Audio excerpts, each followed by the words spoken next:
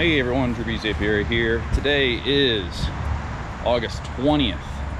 We are out here at, I guess we've been calling this one what? Apiary yard number 4? I think that sounds right. Today is a very cloudy, overcast day, but the bees are out flying. Rain's not coming in, I don't think, till the afternoon. It's only, let's see, 11 a.m. right now, so that's not too bad. But yeah, we're just out here doing a quick check. The reason why I'm making this video today is just kind of update you as to where I'm at with all my hives. Right now, there's really not a whole lot to do, as I mentioned in the previous video. Let me set this down real quick and I can talk. You know, we've been in the nectar dearth for at least, you know, just almost 2 months, maybe about a month and a half to 2 months. And the thing that most of us beekeepers are waiting for is the hope for a fall flow, which, you know, down here, you know, we do get some goldenrod. That's kind of the big one that we're hoping we can get. But I've already started to see some bloom off the sides of the highway. Not much, but a few. And I'm gonna do a quick check in these hives. These all have internal frame feeders, and I want to see what the sugar syrup situation is looking like. I was out here earlier in the week on a Monday, and most of them were dry. And I'm looking for that moment in my hives when the bees stop taking the syrup I'm giving them. And in one of my yards, apiary yard number 2, they're not even touching their syrup, which is only west of where I'm at right now by about a few miles. So, you know, usually when bees stop drinking the sugar syrup that you're giving them, there's usually an indicator for that. And usually it's because there's something better that they want to drink.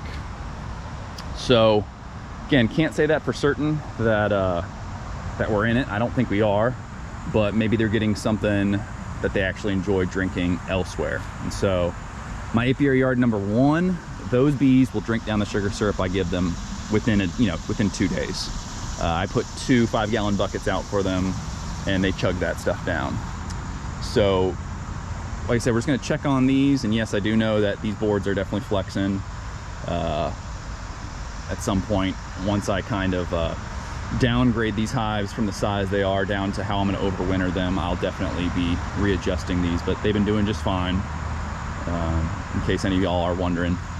But yeah, so we're gonna go in here, we're gonna check on that, and then I'm gonna go over one subject about queens here in a minute as well, or once I'm done giving some checks in some of these hives and refilling.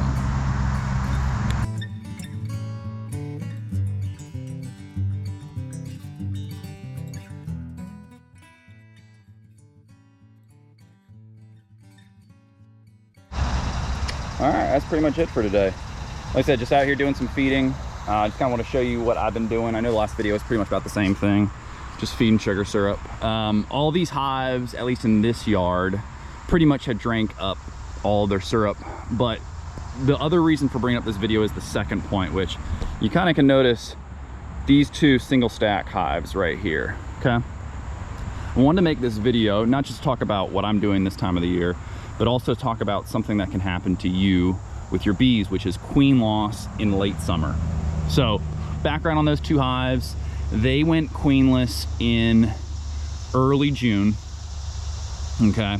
And they had supersedure cells. They started to raise their own queen. Something happened in that process where either if the queens did hatch, they just didn't take. I'm not exactly sure, but they tried again. You know, I started trading them frames and from other hives, basically stealing from the rich to give the poor for them to try again. They both tried again in early July, and by mid-late July, they both had laying queens, new virgin queens in there that eventually got mated and started laying eggs. This was great. Summer queens are some of the best queens that you can have, honestly, because when they're so young and mated in the summer, you know, their laying potential, not only to finish out the year, but also to get you into the spring of the next year, is tremendous. It's a great thing to have. You know, some beekeepers will basically get rid of their old queens every year and basically requeen.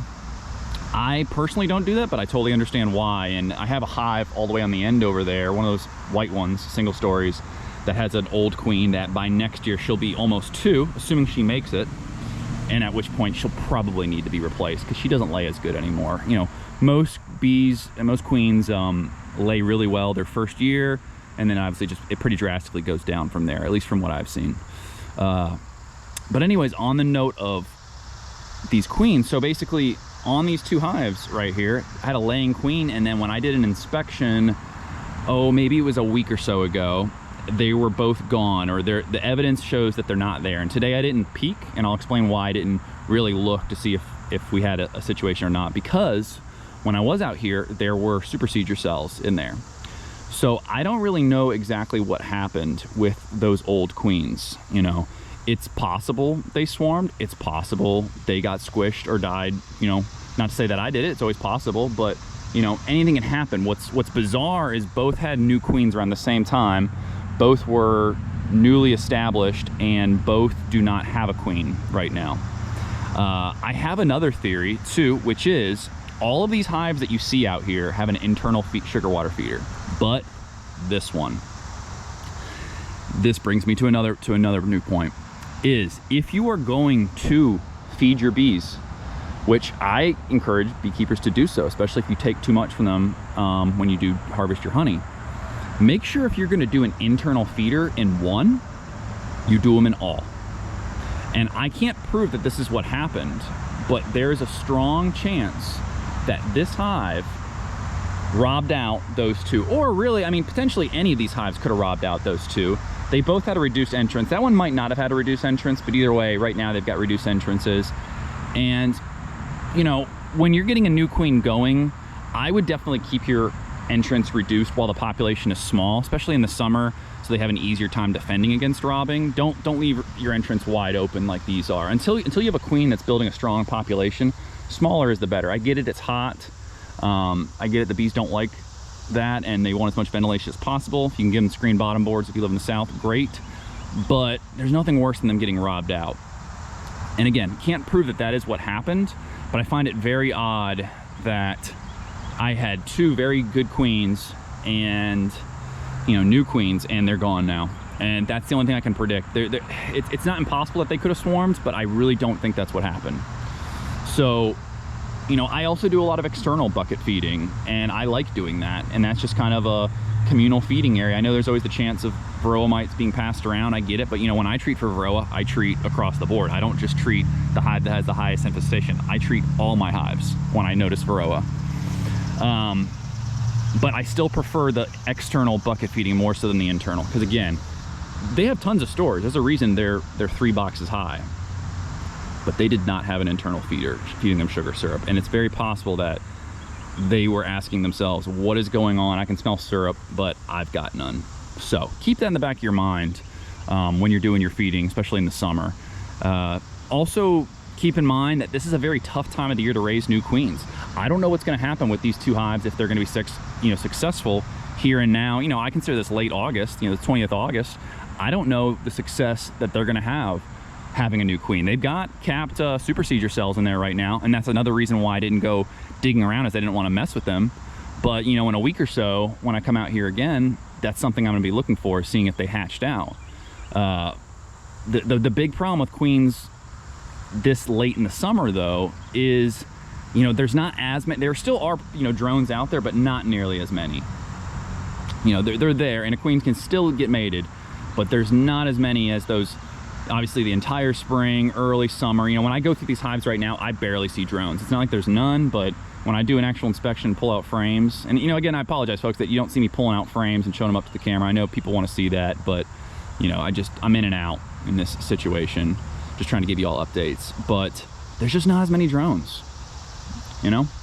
So, and then not only that, there's a lot of predators in the summer that could mess with your queen. I mean, I know out here I see dragonflies all the time, and I don't know if you know, but dragonflies are one of like the most successful predators as far as their capture rate. You know, when they want to catch something, they have a pretty good chance of getting what they want. And so you got to hope that your queen, when she's out there flying, that she doesn't get snagged by one of them, because then it's over. You know, and then, you know, again, getting this late into the summer, you don't have a whole lot of time to be trying to raise a queen. I mean, we got a little bit of time here in Georgia. We're lucky that we have such mild temperature most year round. But, you know, just keep that in mind. There's gonna have to be a point here where if those two don't get a queen in the next 2 weeks, they're gonna get combined with like the newspaper method on one of these other ones. And unfortunately, that's just gonna have to be the end of it. So just want to share that with you folks, just tell you what I was doing, just some food for thought on late summer queens. Again, you know, keep feeding your bees if you've got no flow coming in your area. Again, today I couldn't really tell. I can just tell they drank what I gave them. So I'm thinking that, you know, we still got a little bit of time before, cross our fingers, the weather is maybe kind enough where we actually can get a light fall flow, but we will have to see. So, you know, put in the comments below if you're noticing anything in your area, especially if you're south of me. Maybe you're getting some goldenrod or something like that, but I'd appreciate to know, because it helps me kind of figure out what I might expect from my area in North Georgia. So, you know, without further ado, I'm gonna wrap things up. Just want to share all that. Hope you all have a great week. Take care, and I'll catch you on the next one.